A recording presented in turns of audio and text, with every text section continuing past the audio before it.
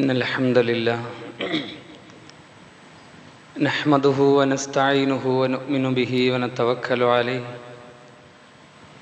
ونعوذ بالله من شرور أنفسنا ومن سيئات أعمالنا من يهده الله فلا مضل له ومن يضلله فلا هادي له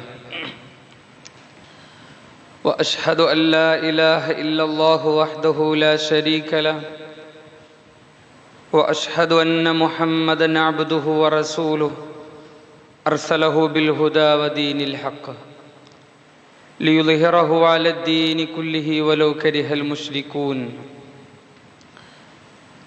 فإن خير الكلام كلام الله وخير الهدي هدي محمد صلى الله عليه وسلم وشر الأمور محدثاتها وكل محدثة بدعة وكل بدعة ضلالة اللهم صل على محمد وعلى آل محمد كما صليت على إبراهيم وعلى آل إبراهيم إنك حميد مجيد اللهم بارك على محمد وعلى آل محمد كما باركت على إبراهيم وعلى آل إبراهيم إنك حميد مجيد بسم الله الرحمن الرحيم ومن آياته أن خلق لكم من أنفسكم أزواجا لتسكنوا إليها وجعل بينكم مودة ورحمة إن في ذلك لآيات لقوم يتفكرون أيها الناس أوصيكم عباد الله وإياي أولا بتقوى الله. സ്നേഹാദരവുകൾ നിറഞ്ഞ സത്യവിശ്വാസികളെ, സത്യവിശ്വാസിനികളെ, ജീവിതത്തിൻ്റെ നിഖില മേഖലകളിലും സൃഷ്ടാവായ അല്ലാഹു സുബ്ഹാനഹു വ തആലയെ സൂക്ഷിച്ച് തഖ്വയോടെ ജീവിക്കണമേ എന്ന് എന്നോടെന്ന പോലെ നിങ്ങളോടും ഉണർത്തുകയാണ്, വസിയ്യത്ത് ചെയ്യുകയാണ്. സർവശക്തനായ നാഥൻ നമ്മെ എല്ലാവരെയും അനുഗ്രഹിക്കുമാറാകട്ടെ. സഹോദരന്മാരെ, നമ്മളൊക്കെയും കുടുംബവുമായി ജീവിക്കുന്നവരാണ്. കുടുംബത്തിലെ സന്തോഷവും സമാധാനവും ഒക്കെ അത് കെടാതെ സൂക്ഷിക്കണമെന്ന് ആഗ്രഹിക്കുകയും അതിനുവേണ്ടി അധ്വാനിക്കുകയും ചെയ്യുന്നവരാണ് ഞാനും നിങ്ങളൊക്കെയും. പ്രത്യേകിച്ച് മുസ്ലിം സമൂഹം കുടുംബ ഭദ്രതയ്ക്ക് വലിയ പ്രാധാന്യം നൽകാറുണ്ട്. നമ്മുടെയൊക്കെ മരണം വരെ ആ ഭദ്രതയും സമാധാനവും നിലനിൽക്കട്ടെ എന്നുള്ള ആഗ്രഹവും പ്രാർത്ഥനയുമാണ് എപ്പോഴും നമ്മളിലുള്ളത്. ചിലപ്പോഴൊക്കെ ഒരു വേള നമ്മളോട് തന്നെ ചോദിക്കുകയാണെങ്കിൽ, എന്തിനാ നമ്മളുടെ ഈ ഓട്ടപ്പാച്ചിലും, എന്തിനാ നമ്മുടെ ഈ അധ്വാനവും, എന്തിനാ നമ്മുടെ ഈ കഷ്ടപ്പാടും എന്ന് ചോദിച്ചാൽ മിക്കവാറും നല്ല ഒരു 100% അല്പേ വ്യത്യാസം ഉണ്ടാവുള്ളൂ. നമ്മുടെയൊക്കെയും ഉത്തരമെന്ന് പറയുന്നത് കുടുംബത്തിന് എന്നുള്ളതാണ്. നാടും വീടും ഒക്കെ വിട്ട് പ്രവാസ ലോകത്ത് ജീവിക്കുന്ന നമ്മുടെ സഹോദരങ്ങളോട് നമ്മൾ ചോദിക്കുകയാണെങ്കിൽ എന്തിനാ അങ്ങോട്ട് പോയത്? കുടുംബത്തിനാണ്. കുടുംബത്തിന് ദാരിദ്ര്യത്തിൽ നിന്ന് രക്ഷപ്പെടുത്താൻ, പട്ടിണിയിൽ നിന്ന് രക്ഷപ്പെടുത്താൻ, അവരെ ഒന്നും കൂടിയും ഇസ്സത്താറുന്ന രീതിയിൽ ആ കുടുംബത്തെ വളർത്താൻ, ആളുകളുടെ ഇടയിൽ ഒന്നുകൂടെ സ്റ്റാൻഡേർഡോടുകൂടെ കുടുംബത്തോടൊപ്പം ജീവിക്കാൻ, ഇങ്ങനെയാണ് നമ്മളുടെയൊക്കെ ഉത്തരം. എൻ്റെയും നിങ്ങളുടെയൊക്കെ ഒരു ചാണ് വയറിന് വേണ്ടിയിട്ടാണെങ്കിൽ നമ്മളാരും ഈ കഷ്ടപ്പാടൊന്നും നടത്തൂല. നമ്മുടെ ബിസിനസ്സും അധ്വാനങ്ങളും ദുനിയാവിലെ നമ്മളെ ഈ ഓട്ടം മുഴുവനും മിക്കവാറും എന്തിനാന്ന് ചോദിച്ചാൽ ഈ കുടുംബത്തിന് തന്നെയാണ്, അല്ലേ? ഒന്ന് ആലോചിച്ച് നോക്കി. അങ്ങനെ ഈ ഓട്ടം അതെങ്ങനെ നിൽക്കാറാകുന്നൊരു സമയം ഉണ്ടാവുമല്ലോ. അല്ലെങ്കിൽ ഓടി ഓടി നമ്മൾ തളരുന്ന സമയം, നമ്മൾ ആരുടെ കൈ പിടിച്ചാണോ ഓടാൻ തുടങ്ങിയത്, ഭാര്യ ഉണ്ടാവും, ഭർത്താവ് ഉണ്ടാവും, മക്കളുണ്ടാവും, അങ്ങനെ നമ്മൾ കൈ പിടിച്ച ആളുകളൊക്കെ പിന്നീട് ഓടാൻ വേണ്ടി നമ്മളെ മെല്ലെ ബാക്കിൽ നിന്ന് സഹായിക്കുന്നൊരു സമയം വരുമല്ലോ. നമ്മളൊരു 50-60 എത്തി, നമ്മളെ മക്കളൊക്കെ ഒരു 25-ലോ 30-ലൊക്കെ എത്തി, അത്യാവശ്യം ജോലിയിലൊക്കെ അവർ സഹായിക്കാനും അധ്വാനിക്കാനൊക്കെ ആകുന്നൊരു സമയം, നമ്മളൊക്കെ പ്രതീക്ഷയോടുകൂടെ കാണുന്ന സമയത്ത് ആ പ്രതീക്ഷയോടുകൂടെ നമ്മളെ കൈപിടിച്ച് പിന്നാലെ ഓടിയവരൊക്കെ വഴിയിൽ നിന്ന് നഷ്ടപ്പെട്ടു പോകുന്നെന്ന് ആലോചിച്ച് നോക്കി. അള്ളാഹു നമ്മെ കാത്തുരക്ഷിക്കുമാറാകട്ടെ. പല രീതിയിലും നഷ്ടപ്പെടാറുണ്ട്. അള്ളാഹുവിന്റെ വിധിക്ക് നേരത്തെ ഉത്തരം നൽകും. ഒരു പക്ഷേ നമ്മൾ പലപ്പോഴും അങ്ങനെ കണ്ടതാ. 2-3 കൊല്ലം മുന്നേ കവളപ്പാറയിലും പ്രകൃതിക്ഷോഭങ്ങളിൽ നമ്മുടെ നാടുകളിലൊക്കെ പല ദുരന്തങ്ങളുണ്ടായപ്പോ അങ്ങനെ കുടുംബത്തിൽ എല്ലാവരും നഷ്ടപ്പെട്ട ആളുകൾ വിങ്ങിപ്പൊട്ടുന്നത് നമ്മൾ കണ്ടിട്ടുണ്ട്. അള്ളാഹു അത്തരം ആളുകൾക്ക് ഖൈർ നൽകട്ടെ എന്ന് പ്രാർത്ഥിക്കാം നമുക്ക്. അല്ലാതെയും നഷ്ടപ്പെടാറുണ്ട്. ഇടക്ക് നമ്മളെ കൂടെ ഉണ്ടായിരുന്നവർ നമ്മളെ വേണ്ടെന്ന് വെച്ച് പോകാറും ചിലപ്പോൾ ഉണ്ടാവും. അത് ഭാര്യ ആയിരിക്കും, ഭർത്താവായിരിക്കും, മക്കളായിരിക്കും, പല രീതിയിലും ഇന്ന് നമ്മൾ അങ്ങനെ കാണാറുണ്ട്. അതുകൊണ്ടാണല്ലോ പലപ്പോഴും മാതാപിതാക്കള് മറ്റുള്ള അല്ലെങ്കിൽ നമ്മളുടെ ഇണയെയും മക്കളെയും ഒക്കെ ആശ്രയിക്കേണ്ടി വരുന്ന സമയത്ത് അവർക്ക് നമുക്ക് ആശ്രയം തരാൻ കഴിയൂലല്ലോ എന്ന് വിചാരിച്ച് പേയ്മെന്റ് സെന്ററുകളിൽ ഏൽപ്പിക്കാറുണ്ടല്ലോ. നമ്മളതിന് വൃദ്ധസദനം എന്നൊക്കെ പറയും ചിലപ്പോൾ. പ്രിയമുള്ളവരെ, എങ്ങനെയാണെങ്കിലും കുടുംബം അത് ഭാര്യയും ഭർത്താവും മാതാപിതാക്കളും മക്കളും ഒക്കെ ഒരുമിച്ച് പരസ്പരം കൊടുക്കലും വാങ്ങലുകളും ഇടപാടുകളൊക്കെ വളരെ സന്തോഷകരമായി മരണം വരെ നിലനിർത്തി കൊണ്ടുപോകണമെന്ന് ആഗ്രഹിക്കുന്നവരാണ് നമ്മൾ. ഇസ്ലാമിലും അതിന് വലിയ പ്രാധാന്യമുണ്ട്. എന്നാൽ പലപ്പോഴും നമ്മൾ നമ്മുടെ ചുറ്റുപാടുകളിൽ നിന്ന്, നമ്മുടെ കുടുംബങ്ങളിൽ നിന്ന്, അയൽപക്കങ്ങളിൽ നിന്ന് കേട്ടുകൊണ്ടിരിക്കുന്ന വാർത്തകളൊക്കെ അത്ര സുഖകരല്ല. അള്ളാഹു നമ്മളെ കുടുംബത്തൊക്കെ കാത്തുരക്ഷിക്കുമാറാകട്ടെ. അവസാനം നമ്മളെ നാട്ടിൽ നിന്ന് ബാലുശ്ശേരിയിൽ നിന്ന് കേട്ട വാർത്തയും അങ്ങനെയുള്ളതാ. പ്രവാസിയായ ഒരു മനുഷ്യന് നാട്ടിൽ വരാനായപ്പോഴേക്കും ഭാര്യയും മക്കളും ഒക്കെ അയാളെ വേണ്ടെന്ന് വെച്ച് പോയ കഥ. മക്കൾ വേണ്ടെന്ന് ചൊല്ലിന്നറിയില്ല, ഏതായാലും അയാൾക്ക് നഷ്ടപ്പെട്ട കഥ. അങ്ങനെ ഒന്നല്ല, ഏറ്റവും അവസാനത്തതും ആയിരിക്കൂല അത്. ഇങ്ങനെ ഒരു അനുഭവം നമ്മളുടെ കുടുംബത്തിൽ വരരുതേ എന്ന് പ്രാർത്ഥിച്ചുകൊണ്ടും പേടിച്ചുകൊണ്ടുമാണ് ഇന്നത്തെ സമൂഹത്തിൽ ഞാനും നിങ്ങളൊക്കെ ജീവിക്കുന്നത്.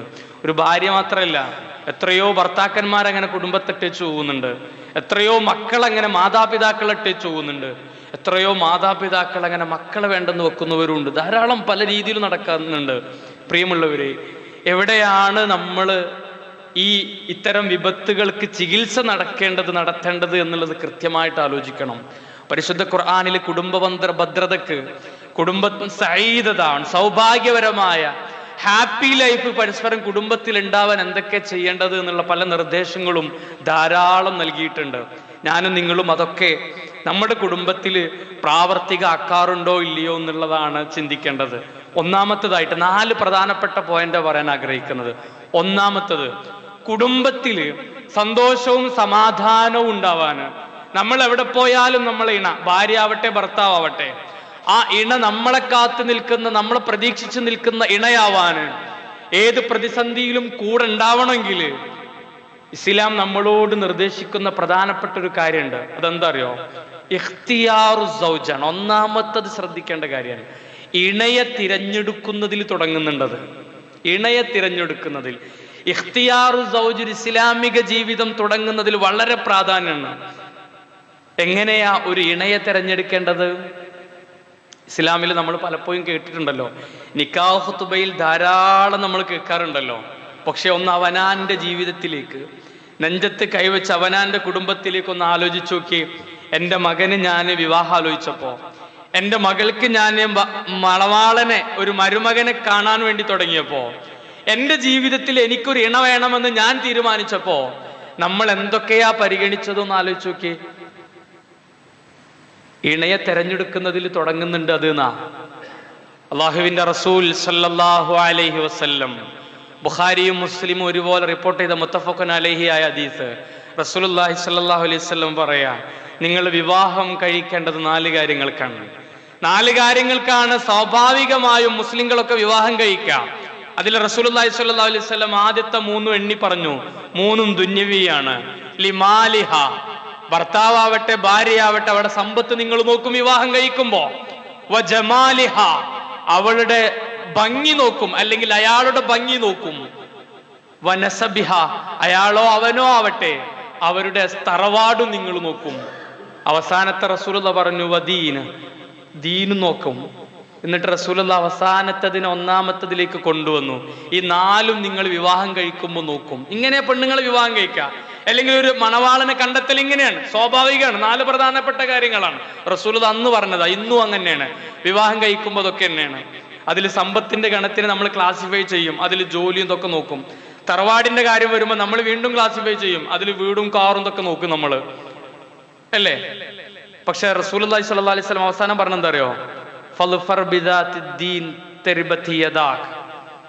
പ്രവാചകൻ എടുത്ത് സ്ട്രെസ് ചെയ്തിട്ടാ പറഞ്ഞത്, ഇതൊക്കെ നിങ്ങൾ പരിഗണിച്ചോ, പ്രശ്നമില്ല. പക്ഷേ നിങ്ങൾ ജീവിതത്തിൽ സന്തോഷവാനായി ജീവിക്കണോ, ആ കുടുംബം ദുനിയാവിലും ആഖിറത്തിലും സ്വർഗം ലഭിക്കുന്നതിൽ നിങ്ങളെ സഹായിക്കണോ, നിങ്ങൾ ദീനിന് മുൻഗണന കൊടുക്കണേ. എന്നിട്ട് പറഞ്ഞ വാക്കാണ് അത്ഭുതം, തരിബത്തി യദാക്. അറബികളുടെ ഒരു പ്രയോഗമാണത്. അവസാനം പറഞ്ഞതിന് സ്ട്രെസ് ചെയ്യാം. അതിനുവേണ്ടി നീ എത്ര അധ്വാനിച്ചാലും കഷ്ടപ്പെട്ടാലും മണ്ണിൽ പുരേണ്ടി വന്നാലും ശരി, നീ ദീനിന് മുൻഗണന കൊടുക്കണേ. അതാണ് ഏറ്റവും ഉത്തമം. ഒരു മുസ്ലിം ശ്രദ്ധിക്കേണ്ടതാണ്. അതാ ഞാൻ നേരത്തെ പറഞ്ഞത്. വിവാഹം നമ്മൾ ആലോചിക്കുമ്പോ, നമ്മൾ കുടുംബത്തിലൊരു വിവാഹത്തിന് വേണ്ടിയിട്ട് നമ്മൾ ഒരുങ്ങുമ്പോ, നമ്മളിൽ ആരാ അള്ളാഹുവിന്റെ റസൂലിന്റെ കൽപ്പനയെ ജീവിതത്തിൽ കൊണ്ടുവന്നത്? സമ്പത്തും സൗന്ദര്യവും സമ്പാദ്യവും തറവാടും വീടും റോഡും കാറും ജോലിയും എല്ലാം നമ്മൾ നോക്കിയപ്പോ ദീനു മാത്രം പലപ്പോഴും നമ്മൾ നോക്കാറില്ല. ഒന്നാമത്തതിൽ തന്നെ തകർന്നുപോയി. കണ്ടോ, ഇണയെ തെരഞ്ഞെടുക്കുന്ന ആദ്യഘട്ടത്തിൽ തന്നെ ഇസ്ലാമികമായ ഒരു കുടുംബ ബന്ധത എങ്ങനെ ഉണ്ടാക്കണമെന്നുള്ള ആദ്യത്തെ ലെവലിൽ തന്നെ അള്ളാഹുവും അവന്റെ റസൂലും പഠിപ്പിച്ച ഒന്നാമത്തെ ലെവലിൽ തന്നെ പലപ്പോഴും നമ്മൾ ഫെയിൽഡ് ആണ്. നമ്മളത് പരിഗണിക്കാറേ ഇല്ല. നമ്മൾ അവനാന്റെ ജീവിതത്തിലേക്ക് നോക്കിയാൽ മതി, ഉണ്ടോ ഇല്ലേ എന്നുള്ളത്. ഒന്നാമത്തതിൽ നമ്മൾ വിജയിച്ചാല്, ദീനുള്ളൊരു ഭാര്യയും ദീനുള്ളൊരു ഭർത്താവും ആണെങ്കിൽ അവിടെ എന്ത് പ്രയാസം ഉണ്ടെങ്കിലും അവർ സഹിക്കും, അള്ളാഹുവിലേക്ക് അതിന് മടക്കും. അല്ലെങ്കിൽ എന്താ അറിയോ, ഒന്നുകൂടി ബെറ്റർ ഉണ്ടാകുന്നതിലേക്ക് പൈശാചിക പ്രേരണയാൽ കൽബിങ്ങനെ ആടുമ്പോ അങ്ങനെ ആടിപ്പോകും നമ്മൾ. അപ്പോഴാണ് പലപ്പോഴും ഭർത്താവിനെ ടച്ച് ഭാര്യയും ഭാര്യയെ ടച്ച് ഭർത്താവും മക്കളെ ടച്ച് മാതാപിതാക്കളും ഒക്കെ തോന്നിയ പോലെ നടക്കുന്നവരാകുന്നത്. നഊദുബില്ല. അള്ളാഹു നമ്മയും കുടുംബത്തെയും കാത്തു രക്ഷിക്കുമാറാവട്ടെ. ഒന്നാമത്തെ പരിഗണന പ്രിയമുള്ളവരെ ദീനിന് കൊടുക്കണേ. രണ്ടാമത്തെ എന്താ അറിയോ, റസൂലുള്ളാഹി സ്വല്ലല്ലാഹു അലൈഹി വസല്ലം അതിൽ ധാരാളം ഹദീസുകൾ ധാരാളം വീണ്ടും പറയുന്നുണ്ട്. നോക്കൂ, റസൂലുള്ളാഹി സ്വല്ലല്ലാഹു അലൈഹി വസല്ലം രണ്ടാമത്തെ പ്രധാനപ്പെട്ട കാര്യം അദ്ദുആഉ സ്വാലിഹ്, നമ്മൾ കുടുംബത്തിന് വേണ്ടി കൊടുക്കുന്ന പ്രാർത്ഥനയാണ്. ഇപ്പൊ ഖുത്ബ കേൾക്കുമ്പോൾ, അല്ലെങ്കിൽ ഞാനും നിങ്ങളൊക്കെ ഈ കാര്യം പഠിക്കുമ്പോൾ നമ്മൾ വിചാരിക്കും, വിവാഹം കഴിച്ചു പോയല്ലോ, ഇണയായി പോയല്ലോ, ഇനിയിപ്പോൾ എന്താ ചെയ്യുക, ഇനി മാർഗമൊന്നുമില്ലേ? ഉണ്ട്. രണ്ടാമത് എണ്ണി പറഞ്ഞത് ദുആഉ സ്വാലിഹാണ്.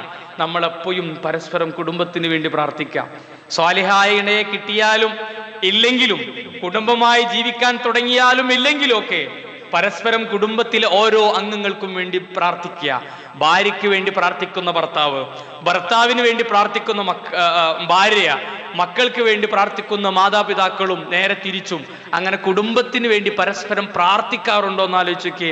അത് നമ്മുടെ കുടുംബത്തിൽ നിർബന്ധമായി ഉണ്ടാകേണ്ട കാര്യമാണ്. പണ്ഡിതന്മാർ ഇതിനെ പറയണത് അറിയോ, വഹുവ സിലാഹുൽ മുസ്ലിം, വഹുവ സിലാഹുൽ മുസ്ലിം. പ്രവാചകൻ പഠിപ്പിച്ച കാര്യം പറഞ്ഞുതരിക. ദുആ എന്നുള്ളത് ഒരു മുസ്ലിമായ മനുഷ്യന്റെ ആയുധാണത്. ഏറ്റവും മൂർച്ചയുള്ള, ആദ്യം ഉപയോഗിക്കേണ്ട ആയുധാണ്. നമ്മൾ കുടുംബം തകർന്നിട്ടല്ല പ്രാർത്ഥിക്കേണ്ടത്, കുടുംബമായി ജീവിക്കാൻ തുടങ്ങുമ്പോൾ തന്നെ കുടുംബത്തിന് വേണ്ടി പ്രാർത്ഥിച്ചു തുടങ്ങണമെന്നാ. പടച്ചോനെ, അള്ളാഹുവേ, നീ എനിക്ക് നൽകിയ ഭാര്യയെ, ഭർത്താവിനെ ഏറ്റവും സന്തോഷമുള്ള, ആനന്ദമുള്ള, സ്വാലിഹായ ഭാര്യയും ഭർത്താവും ഇണയുമാക്കി തരണേ. അങ്ങനെ കുഞ്ഞു ജനിക്കണം. പടച്ചോനെ, ഞങ്ങളെ കുഞ്ഞിനെ നീ സ്വാലിഹാക്കണേ. ഏതുവരെ അറിയോ, മരണം വരെ ആ ഉമ്മയും ഉപ്പയും പ്രാർത്ഥിച്ചുകൊണ്ടിരിക്കണം, ഭാര്യയും ഭർത്താവും. ഇങ്ങനെ പരസ്പരം പ്രാർത്ഥിച്ചു നോക്കി. ഇത് രണ്ടാമത്തെ കാര്യമാണ്. കുടുംബത്തിൽ ഭദ്രത ഉണ്ടാവാന്, ദീനുണ്ടാവാന്, ഇസ്ലാമികമായി ജീവിക്കാന്. അങ്ങനെ ദുന്യാവിൽ ജീവിക്കുമ്പോൾ നമ്മൾ കുടുംബത്തിന്റെ വിഷയത്തിൽ സൗഭാഗ്യമുള്ളവരായി തീരാണ്. നോക്കൂ, നിങ്ങൾ പരിശുദ്ധ ഖുർആനില് അല്ലാഹു സുബ്ഹാനഹു വ തആല ഇമാം തിർമിദി പ്രവാചകൻ സല്ലല്ലാഹു അലൈഹി വസല്ലമയുടെ ഒരു ഹദീസിൽ ഉദ്ധരിക്കുന്നുണ്ട്. അതിങ്ങനെയാണ്, ഉദ്ഉല്ലാഹ, നിങ്ങൾ അല്ലാഹുവിനോട് പ്രാർത്ഥിക്കുക, വ അൻതും മുഖിനൂന ബിൽ ഇജാബ, ആ പ്രയോഗത്തിന് വല്ലാത്തൊരർത്ഥമുണ്ട്. വഅൻതും മൂഖിനൂന ബിൽ ഇജാബ. മിക്കവാറും ഞാനും നിങ്ങളൊക്കെ പരാജയപ്പെട്ടു പോകുന്നത് അവിടെയാണ്. നിങ്ങൾ അള്ളാഹിനോട് പ്രാർത്ഥിക്കണേ. നിങ്ങളുടെ ഓരോ വിഷയങ്ങള്, കുടുംബത്തിന്റെയും ഭാര്യയുടെയും ഭർത്താവിന്റെയും മക്കളുടെയും വിദ്യാഭ്യാസവും സാമ്പത്തികവും ആരോഗ്യവും എല്ലാം നിങ്ങൾ അള്ളാഹിനോട് പ്രാർത്ഥിക്കുക. എങ്ങനെ അറിയോ? വഅൻതും മൂഖിനൂന ബിൽ ഇജാബ. നിങ്ങൾക്ക് ഉത്തരം കിട്ടുമെന്നുള്ള ഉറപ്പോടുകൂടെ പ്രാർത്ഥിക്കണം. എല്ലാവരും ഒന്ന് ഹൃദയത്തോട് ചോദിക്കുക, അവനോട് ചോദിക്കുക, ഞാൻ പ്രാർത്ഥിച്ചാൽ പടച്ചോ എനിക്ക് ഉത്തരം തരുമോ? എന്തിനാ അങ്ങനെ ചോദിക്കണ അറിയോ? മഹാന്മാരായ പണ്ഡിതന്മാരൊക്കെ ഈ ഹദീസിലെ മൂക്കിനൂന എന്നുള്ള പദത്തിന് തഫ്സീർ കൊടുത്തിട്ടുണ്ട്, ശറഹ് എഴുതിയിട്ടുണ്ട്, വ്യാഖ്യാനം നൽകിയിട്ടുണ്ട്. എന്താ മുക്കിനൂന എന്ന് പറഞ്ഞാൽ അറിയോ? മലയാളത്തിന് അതിന് ഉറപ്പോടുകൂടി എന്നൊക്കെ പറയാം. പക്ഷെ ഒന്നും കൂടി അതിന് എങ്ങനെ നമുക്ക് എൻ്റെ പ്രാർത്ഥന സ്വീകരിക്കുന്നുള്ള ഉറപ്പുണ്ടാവുക? ഷഹുൽ അൽ അഹ്വദി എന്ന് പറയുന്ന കിതാബില് ഈ ആയത്തിന് അദ്ദേഹം തഫ്സീർ ചെയ്ത് ഈ ഹദീസിന് വിശദീകരണം ചെയ്തോ? അൽ മുസ്തഹിഖൂന എന്ന പ്രാർത്ഥന സ്വീകരിക്കാൻ ക്വാളിറ്റി ഉണ്ടാവുക, ക്വാളിഫൈഡ് ആവുക, അയാൾ അർഹനായിരിക്കുക എന്നതിൻ്റെ അർത്ഥം. ഞാൻ അർഹനാണെങ്കിൽ എനിക്കൊരു പ്രതീക്ഷ ഉണ്ടാവും, പടച്ചോന്റെ പ്രാർത്ഥന സ്വീകരിക്കും. പ്രിയമുള്ളവരെ, ഞാൻ എൻ്റെ ഭാര്യയ്ക്ക് വേണ്ടി പ്രാർത്ഥിക്കുമ്പോൾ ആ പ്രാർത്ഥന സ്വീകരിക്കുമെന്നുള്ളത് എനിക്ക് ഉറപ്പുണ്ടാവണം. ഉറപ്പെപ്പോഴുണ്ടാവോ? ഞാൻ എൻ്റെ പ്രാർത്ഥന സ്വീകരിക്കാൻ ക്വാളിറ്റി ഉള്ള ആളാണ് എന്നൊരു കോൺഫിഡൻറ്റ് നമുക്കുണ്ടാവും. ഭാര്യ ഭർത്താവിനും അതുപോലെ പരസ്പരം കുടുംബത്തിലെ ഓരോ അംഗങ്ങൾക്കും പ്രാർത്ഥിക്കുമ്പോൾ അങ്ങനെയാണ്. അല്ലാത്ത പ്രാർത്ഥന ഒക്കെ നമ്മളിങ്ങനെ കൈ ഉയർത്തി പ്രാർത്ഥിക്കുന്നു എന്നല്ലാതെ റസൂലുള്ള ഒരു മനുഷ്യന്റെ പ്രാർത്ഥനയുടെ ഉദാഹരണം സ്വഹാബത്തിന് വിവരിച്ചു കൊടുക്കണം. എങ്ങനെ അറിയോ?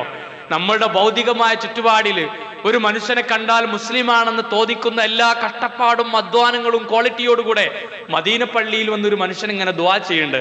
മുസ്ലിം ഉദ്ധരിക്കുന്ന ഹദീസ. എന്നിട്ട് റസൂൽ അതിന്റെ അവസാനം പറയണം എന്താ അറിയോ? അന്ന യുസ്തജാബു ലഹു.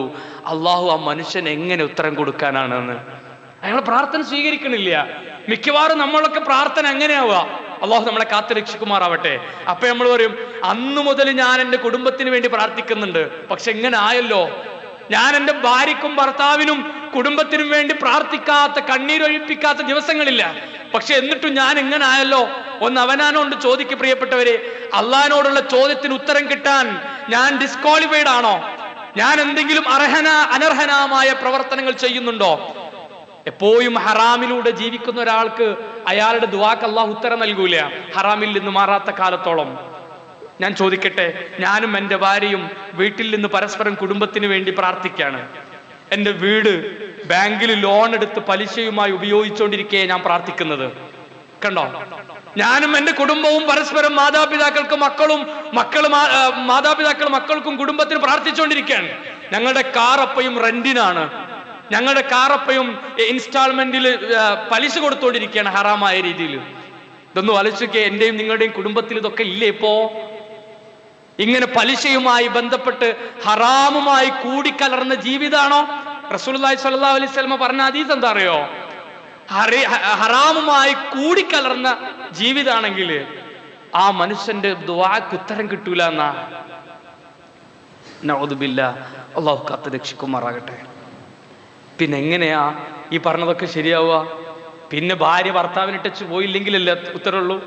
അല്ലെ ഭർത്താവ് ഭാര്യയും മക്കളെയും ഇട്ടേച്ച് പോയിട്ടില്ലേ? അള്ളാഹിനെ പേടില്ലാതെ പോയില്ലെങ്കിലല്ലേ അർത്ഥമുള്ളൂ? നമ്മൾ പ്രാർത്ഥനകളൊക്കെ സ്വീകരിക്കാൻ പാകത്തിൽ യഥാർത്ഥ മുഅ്മിനായിട്ട് നമ്മൾ വളരുന്നില്ലെങ്കിൽ പ്രിയമുള്ളവര്, പ്രയാസങ്ങൾ നമ്മളെ ദുന്യാവിലെ ജീവിതം ഇടുക്കമുള്ളതായിരിക്കുന്ന ഇടുക്കമുള്ളത് പ്രയാസത്തിന് മേൽ പ്രയാസം പലപ്പോഴും പല രീതിയിലും കൊണ്ടുവന്നു തരുന്ന അള്ളാഹു നമ്മളെല്ലാവരെയും കാത്ത് രക്ഷിക്കുമാറാകട്ടെ. നോക്കൂ, നിങ്ങൾ മൂന്നാമത്തെ കാര്യം എന്താ പറയുക? മൂന്നാമത്തെ കാര്യം പരസ്പരം നല്ല രീതിയിൽ സഹവർത്തിക്കുക എന്നല്ല. അൽ മുആശറത്തു ബൈന സൗജൈനി ബിൽ മഅറൂഫി. നല്ല രീതിയിൽ ഭാര്യയോടും ഭർത്താവിനോടും കുടുംബത്തിലുള്ള ഓരോരുത്തരോടുമുള്ള ഇടപെടലുകൾ നന്നാക്കുക എന്ന അതിന് വലിയ പ്രാധാന്യമുണ്ട്. ഖുർആനിലെ ആയത്തുകൾ അള്ളാഹു എടുത്തു പറയുന്നുണ്ട്. നോക്കൂ, നിങ്ങൾ ഭർത്താക്കന്മാരോട് ഭാര്യമാരോടുള്ള പ്രവർത്തനത്തെ കുറിച്ച് പറയുന്നൊരു ഭാഗമുണ്ട്. സൂറത്തു നിസാഇൽ 19-ാമത്തെ ആയത്ത്. അള്ളാഹു പറയുന്നത് ഇങ്ങനെയാണ്, വആശിറൂഹുന്ന ബിൽ മഅറൂഫ്. പ്രിയമുള്ള മുഅ്മിനീങ്ങളെ, നിങ്ങൾ നിങ്ങളെ ഭാര്യമാരോട് പെരുമാറേണ്ടത് വളരെ നല്ല രീതിയിലായിരിക്കണം കേട്ടോ. പക്ഷെ ഭാര്യമാരോട് മാത്രമല്ല, മറ്റൊരായത്തിൽ സൂറത്തുൽ ബഖറയിൽ അല്ലാഹു സുബ്ഹാനഹു വതആല ഭാര്യമാരോട് പറയുന്നുണ്ട്, വലഹുന്ന മിസ്ലുല്ലദി അലൈഹിന്ന ബിൽ മഅറൂഫ്. നിങ്ങളോട് അവർക്കുള്ള പെരുമാറ്റം പോലെ തന്നെ നിങ്ങൾ തിരിച്ചും അവരോടും നല്ല രീതിയിലായിരിക്കണം കേട്ടോ പെരുമാറേണ്ടത്. ഭാര്യ ഭർത്താവിനോട്, ഭർത്താവ് ഭാര്യയോടും നല്ല രീതിയിൽ സഹവർത്തിക്കുകയും പെരുമാറുകയും ചെയ്യുന്നവരാണെങ്കിൽ ആ കുടുംബത്തിൽ സന്തോഷമല്ല ഉണ്ടാവുക. നമ്മൾ പ്രീ മരിറ്റൽ കൗൺസിലിങ്ങിനൊക്കെ നമ്മളെ മക്കളെ കൊണ്ടുപോകും. ഇസ്ലാം ഖുർആനിൽ പറഞ്ഞ കൗൺസിലിംഗ് ആണ് കുടുംബ ബന്ധതയ്ക്ക് വേണ്ടിയിട്ട്. എന്തൊക്കെയാ ശ്രദ്ധിക്കേണ്ടത് എന്നുള്ളത്: ഇണയെ തിരഞ്ഞെടുക്കണം, പരസ്പരം പ്രാർത്ഥിക്കണം. മൂന്നാമത്തത്, നിങ്ങൾ പരസ്പരം നല്ല രീതിയിൽ മാത്രം സഹവർത്തിക്കണം. പലപ്പോഴും പോരായ്മകൾ ഉണ്ടായും, എല്ലാ സമയത്തും എല്ലാവർക്കും നല്ല രീതിയിൽ തന്നെ ആവണമെന്നില്ല.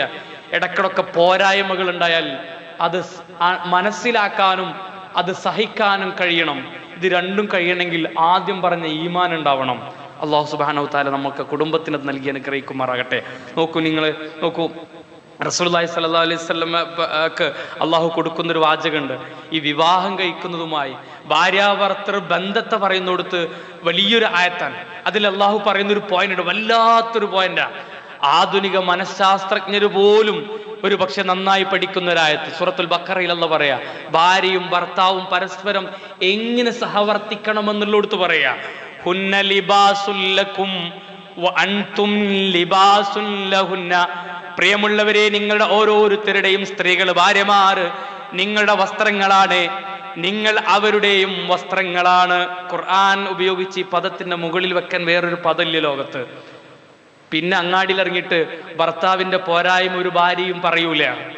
ഇത് മനസ്സിലാക്കിയ ഒരു ഭർത്താവ് ഭാര്യയുടെ പോരായ്മ അങ്ങാടിയിൽ ഇറങ്ങിയിട്ട് പറയൂല. കണ്ടോ, പരസ്പരം ഉള്ളിൽ പോരായ്മകൾ ഉണ്ടെങ്കിൽ പരസ്പരം അറിഞ്ഞ് ഉള്ളിൽ ഒതുക്കുന്നവരായിരിക്കും. എന്നിട്ട് അള്ളാഹുവിലേക്ക് മടക്കുന്നവരായിരിക്കും. അതിന്റെ ചികിത്സകൾ, ട്രീറ്റ്മെന്റ് എങ്ങനെയാണോ അത് നടത്തുന്നവരായിരിക്കും. അള്ളാഹു ഇങ്ങനെ മനസ്സിലാക്കാൻ നമ്മെ എല്ലാവരും അനുഗ്രഹിക്കുമാറാകട്ടെ. നാലാമത്തെ ഒരു പോയിന്റ് എന്ന് പറയുന്നത് അൽ-ഇഹ്തിറാമുൽ മുബാദിലു ബൈന സൗജൈനി. പെരുമാറ്റത്തിലുള്ളൊരു കാര്യം തന്നെ പരസ്പരം ബഹുമാനം ഉണ്ടാവുക, ആദരവ് ഉണ്ടാവുക. ഭാര്യ ഭർത്താവിനെ ബഹുമാനിക്കുക, ഭർത്താവ് തിരിച്ചു അങ്ങനെ തന്നെ. അങ്ങനെ ഉണ്ടാവുമ്പോ എന്താ ഉണ്ടാവുക അറിയോ? അങ്ങനെ ഉണ്ടാവുമ്പോ എന്താ, ആ കുടുംബത്തിനൊരു ഭദ്രത ഉണ്ടാവും. ആദരവ് ഉണ്ടാവുക കാരണം വല്ലാത്തൊരു ഭദ്രതയാണ്. പരസ്പരം ആദരവ് ഉണ്ടാവുക, പരസ്പരം ബഹുമാനിക്കുക. ഈ വിഷയത്തിൽ പണ്ഡിതന്മാർ എടുത്തു പറയുന്ന കാര്യമുണ്ട്. ഭർത്താവിനെ ആദരിക്കുന്നത്, ഭാര്യ ആദരിക്കുന്നത് മക്കൾ കാണുക, ഭാര്യയെ ആദരിക്കുന്നത് ഭർത്താവ് ആദരിക്കുന്നതും മക്കൾ കാണുകയാണ്. ആ മക്കൾ വളരുമ്പോ ആ ആദരവ് അറിയാതെ അവരിൽ ഇൻകൾക്കായിട്ടാവും, അറിയാതെ അവരിൽ ഉണ്ടാവും. കണ്ടോ, ഇങ്ങനെയാണ് കുടുംബം ഭദ്രതയുള്ളതായും മാറുക. അള്ളാഹു സുബ്ഹാനഹു തആല ഈ രീതിയിൽ കുടുംബ ഭദ്രതയോടുകൂടെ ജീവിക്കാൻ അള്ളാഹു സുബ്ഹാനഹു തആല അനുഗ്രഹിക്കുമാറാവട്ടെ. ഞാൻ ആമുഖമായി ഓതി വെച്ച ആയത്ത് അതാണ്. സൂറത്തുർ റൂമിൽ പോയി നമ്മൾ കേൾക്കുന്ന ആയത്ത്, വിവാഹവേളയിൽ കേൾക്കുന്ന ആയത്ത. അതിൽ 2 പദപ്രയോഗമുണ്ട്. എന്താ അറിയോ? വജഅല ബൈനക്കും മവദ്ദത്തൻ വറഹ്മ. പോയി നമ്മൾ കേൾക്കുന്നതാ. മവദ്ദത്ത് എന്ന സ്നേഹം എന്നാ, റഹ്മത്ത് എന്ന കാരുണ്യം എന്നാ. ഈ റഹ്മത്തിനെ പണ്ഡിതന്മാർ വിവക്ഷിക്കുന്നുണ്ട്. ഈ റഹ്മത്ത് എന്താ പറയുക? റഹ്മത്ത് പറഞ്ഞാല് പരസ്പരം തിരിച്ചറിഞ്ഞിട്ട് പരസ്പരം നല്ല രീതിയിൽ ഭാര്യയും ഭർത്താവും ഇടപാട് നടത്തുക എന്നാണ് ശരിക്കതിൻ്റെ അർത്ഥം. തുഹ്ഫത്തുൽ അഹ്വദിയ്യ എന്ന് പറയുന്ന ഗ്രന്ഥത്തിൽ ഇതിന് കൊടുക്കുന്ന വ്യാഖ്യാനം എങ്ങനെയാണ്? അൽ-ഇഹ്തിറാമുൽ മുതബാദിലു ബൈന സൗജൈനി. ഇണകൾക്കിടയിൽ സ്നേഹത്തോടുകൂടെ ബഹുമാനത്തോടുകൂടെ ഇടപെടൽ നടത്താം. കയറി വരുന്ന ഭർത്താവിനെ സ്വീകരിക്കാനും ക്ഷീണിച്ചു വരുന്ന ഭാര്യയെ റെസ്പെക്ട് ചെയ്യാനും ഓരോ ഭാര്യയും ഭർത്താവും പരസ്പരം അറിഞ്ഞു പ്രവർത്തിച്ചാല് ആ കുടുംബത്തിന് ഭദ്രത ഉണ്ടാവും. അല്ലാഹു സുബ്ഹാനഹു തആല നമ്മെല്ലാവരെയും അനുഗ്രഹിക്കുമാറാകട്ടെ. ഇമാം തൊബരി ഈ പദത്തിന് കൊടുത്ത വിശദീകരണം എന്താ അറിയോ? ഫഅതുഫു ബഅദുകും ബിദാലിക അലാ ബഅദ്. പരസ്പരം ഓരോരുത്തരും അങ്ങോട്ടും ഇങ്ങോട്ടും അലിവോടുകൂടെ കാണുക, അലിവോടുകൂടെ കാണുക. എത്ര സുന്ദര നോക്കിയാൽ. അപ്പം ഭർത്താവ് ക്ഷീണിക്കുമ്പോൾ ഭാര്യ വരും, ഭാര്യ ക്ഷീണിക്കുമ്പോൾ ഭർത്താവും വരും. ആ അലിവ് പരസ്പരം എപ്പോഴും ഉണ്ടാവും. ആ അലിവ് ഇല്ലാത്തത് കൊണ്ടല്ല ഈ പറഞ്ഞ രീതിയിൽ ഇട്ടേച്ചു പോകുന്നത്. മക്കളോട് അലിവ് തോന്നാത്തതല്ല. 3 മക്കളെ ഉണ്ടാക്കിയ പിതാവ് ഭാര്യയും മക്കളെയും വിട്ടേച്ച് പിന്നെയും പോകുന്നത്. ആ കുടുംബത്തോട് അലിവ് ഇല്ലാഞ്ഞിട്ടല്ലേ ആ ഭാര്യ തിരിച്ചു പോകുന്നത്. അല്ലാഹു സുബ്ഹാനഹു തആല നമ്മളെ കാത്തുരക്ഷിക്കുമാറാവട്ടെ. അത്ഫും റഹ്മത്തും മവദ്ദത്തും ഒക്കെ ഉള്ള കുടുംബമായി നമ്മളെ കുടുംബത്തെ അല്ലാഹു നിലനിർത്തി തരുമാറാകട്ടെ.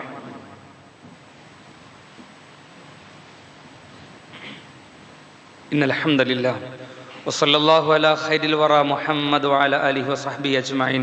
അയ്യുഹന്നാസ് ഉസീകും ഇബാദല്ലാഹി വസ്താനിയം ബിതഖ്വല്ലാഹ്. സഹോദരന്മാരെ, അല്ലാഹുവിനെ സൂക്ഷിച്ച് ജീവിക്കണമെന്ന് ഒരിക്കൽ കൂടെ വസിയത്ത് ചെയ്യുകയാണ്, ഉണർത്തുകയാണ്. ഒരു ഭാഗം കൂടെ, ഒറ്റ കാര്യം കൂടെ. കുടുംബത്തിന് വേണ്ടി നമ്മൾ ജീവിക്കുമ്പോൾ നമ്മൾ അധ്വാനങ്ങളൊക്കെ വൃഥാവിലാവാതിരിക്കാൻ ദുനിയാവിലും ആഖിറത്തിലും ആ കുടുംബം നമുക്ക് സന്തോഷമേകുന്ന കുടുംബമാവാൻ പ്രാർത്ഥന എന്നുള്ളത് ഒന്നും കൂടി ആവർത്തിക്കുകയാണ്, അനിവാര്യമാണ്. ഖുർആനിൽ നല്ല മുത്തഖീങ്ങളായ മുഅ്മിനീങ്ങളായ ആളുകളുടെ പ്രാർത്ഥനയെ പഠിപ്പിക്കുന്നൊരു ഭാഗമുണ്ട്. സൂറത്തുൽ ഫുർഖാനിലെ 74-ാമത്തെ ആയത്ത്. മനസ്സിലെ ആയത്തും നമ്പറൊക്കെ നോട്ട് ചെയ്തോളി. സൂറത്തുൽ ഫുർഖാനിലെ 74-ാമത്തെ ആയത്ത്. അതിൽ അള്ളാഹു കൊടുക്കുന്നൊരു പ്രാർത്ഥന ഉണ്ട്. വല്ലദീന, ആ ആളുകളുണ്ടല്ലോ, സത്യവിശ്വാസികളായ ആളുകൾ, യഖൂലൂന, അവർ പറഞ്ഞുകൊണ്ടേയിരിക്കുന്നവരാണ്, തേടിക്കൊണ്ടേയിരിക്കുന്നവരാണ്. വിവാഹം കഴിച്ചതു മുതൽ അവർ കുടുംബത്തിന് വേണ്ടി, ഭാര്യ ഭർത്താവിനും ഭർത്താവ് ഭാര്യക്കും പരസ്പരം മക്കൾക്കും മാതാപിതാക്കൾക്കൊക്കെ വേണ്ടി ദുആ ചെയ്യുക. എന്താ ദുആ? എപ്പോഴും നമ്മൾ കേട്ട ദുആ. ഈ ദുആ പ്രാർത്ഥിക്കാത്തൊരു ദിനവും മുഅ്മിന്റെ ജീവിതത്തിൽ ഉണ്ടാവരുത്. ദുന്യാവും ആഖിറവും ഒക്കെ കുടുംബത്തിന്റെ എല്ലാ കാര്യങ്ങളും ഉൾക്കൊണ്ട പ്രാർത്ഥനയാണ്. നമ്മളെല്ലാവരും പഠിച്ചതാണ്. പഠിക്കാത്തവർ ഒരു മുഅ്മിൻ ഉണ്ടെങ്കിൽ അത് പഠിച്ച് പ്രാവർത്തികമാക്കണം. ഓരോ വഖത്ത് സ്വലാത്തിന് ശേഷവും നമ്മുടെ ജീവിതത്തിൽ അത് കൊണ്ടുവരിക. എന്നിട്ടും പ്രയാസങ്ങൾ വരികയാണെങ്കിൽ അത് അള്ളാഹുവിൻ്റെ പരീക്ഷണമായിട്ട് ഉൾക്കൊള്ളുക. അതിന് അള്ളാഹു വലിയ പ്രതിഫലം നാളെ പരലോകത്ത് തരും ചെയ്യുമെന്നുള്ള വിശ്വാസം ഉണ്ടാവുക. എന്താ പറയണറിയോ? വല്ലദീന യഖൂലൂന റബ്ബനാ ഹബ് ലനാ മിൻ അസ്വാജിനാ വദുരിയാതിനാ ഖുറത അയ്യുനിൻ വജഅൽനാ ലിൽ മുത്തഖീന ഇമാമാ. ഈ പ്രാർത്ഥന അറിയാത്തവരുണ്ടാവില്ല. റബ്ബന ഹബലന എന്ന മുതൽ അവസാനം വരെ പ്രാർത്ഥിക്കും. പഠിച്ചോനെ, എൻ്റെ ഇണകളിൽ, എൻ്റെ മക്കളിൽ, കുടുംബത്തിൽ അള്ളാഹുവെ എനിക്ക് നീ കൺകുളിർമ നൽകണേ. ആ ഇണയെയും മക്കളെയും മുത്തഖീങ്ങളുടെ ഇമാമാക്കണേ. അതായത് നല്ല ഈമാനുള്ളവരായി ജീവിക്കണേ. ഈമാനുള്ള ഒരു പുതിയാപ്പിളയും, ഈമാനുള്ള ഒരു പുതിയെണ്ണും, ഈമാനുള്ള ഒരു ഭാര്യയും ഭർത്താവും, ഈമാനുള്ള ഒരു മക്കളും പരസ്പരം കുടുംബത്തെ വഞ്ചിക്കൂല. അള്ളാഹിനെ സൂക്ഷിക്കുന്ന ഒരു മുഅ്മിനും അങ്ങനെ ചെയ്യൂല. അതുള്ളവരുടെ കൂട്ടത്തിലെ നേതാവാക്കണമെന്ന പ്രാർത്ഥന. അള്ളാഹു അത് നമുക്കൊക്കെയും നൽകി അനുഗ്രഹിക്കുമാറാവട്ടെ. നമ്മുടെ ഭാര്യമാരിൽ, മക്കളിൽ, കുടുംബത്തിൽ, ഭർത്താക്കന്മാരിൽ തഖ്വയെ അള്ളാഹു സിയാദത്തായി ധാരാളമായി നൽകുകയും യഥാർത്ഥ മുഅ്മിനായി ജീവിക്കാൻ അള്ളാഹു അവരെയും നമ്മയും അനുഗ്രഹിക്കുകയും ചെയ്യുമാറാകട്ടെ. അള്ളാഹുവേ, ഞങ്ങൾ പറഞ്ഞത് കേട്ടതെല്ലാം സ്വാലിഹായ അമലായി സ്വീകരിക്കണേ റഹ്മാനെ. അള്ളാഹുവേ, ഞങ്ങളുടെ എല്ലാ പ്രവർത്തനങ്ങളും പരിപൂർണമായി സ്വീകരിക്കുകയും മരണം ഖൈറാകുമ്പോൾ പരിപൂർണമായ ഈമാനോടുകൂടെ മരിക്കാൻ നീ തൗഫീക്ക് ചെയ്യുകയും ചെയ്യണേ നാഥ. അള്ളാഹുവേ, പെട്ടെന്നുള്ള മരണങ്ങളിൽ നിന്ന്, അപകടങ്ങളിൽ നിന്ന് ഞങ്ങളെയും കുടുംബത്തെയും നീ കാത്തു രക്ഷിക്കണേ റഹ്മാനെ. ജീവിക്കുന്ന കാലം അത്രയും മുഅ്മിനായി ജീവിക്കാൻ അവരെയും ഞങ്ങളെയും നീ അനുഗ്രഹിക്കണേ അല്ലാ. അള്ളാഹു, ഞങ്ങളുടെയും അവരുടെയും ഹൃദയത്തിൽ പരിപൂർണമായ ഈമാൻ നൽകണേ അല്ലാ. ഞങ്ങളുടെ ഭാര്യമാരുടെ, ഭർത്താക്കന്മാരുടെ, മക്കളുടെ ഹൃദയത്തിൽ അള്ളാഹുവെ നീ പൂർണ്ണമായ ഈമാൻ നൽകണേ അല്ലാ. ഏതെങ്കിലും ദുർബല നിമിഷങ്ങളിൽ അത് തകർന്നു പോകുകയും കുടുംബഭദ്രതയും ഞങ്ങളുടെ സന്തോഷങ്ങളെയും തകർത്ത് കളയുന്നതിൽ നിന്ന് ഞങ്ങളെല്ലാവരെയും നീ കാത്തുരക്ഷിക്കണേ അല്ലാ. അള്ളാഹുവെ, ഞങ്ങളുടെ കുടുംബത്തിൻ്റെ വിഷയത്തിൽ ഞങ്ങൾ ഇനി നിന്ദരാക്കരുതേ അല്ലാ. അള്ളാഹുവെ, ഞങ്ങൾ ഇനി അപമാനത്തിലാക്കരുതേ റഹ്മാനെ. അള്ളാഹുവെ, ഞങ്ങളുടെ മക്കളുടെയും ഭാര്യമാരുടെയും ഭർത്താക്കന്മാരുടെയും വിഷയത്തിൽ അള്ളാഹുവെ ഞങ്ങൾ ഇനി അപമാനിതരാക്കല്ലേ അല്ലാ.